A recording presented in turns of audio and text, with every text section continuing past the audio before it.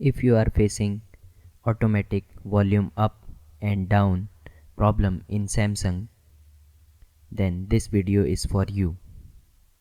First of all, go to settings and scroll down and click on apps and click on three dots at top right corner and click on reset app preferences. Okay, just click on reset.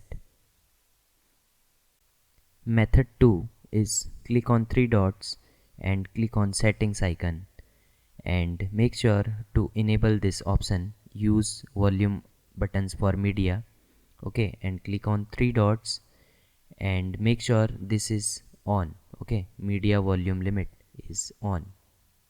Third method is go to settings and scroll down, click on general management and click on reset button and now select reset all settings. Okay, and click on reset settings.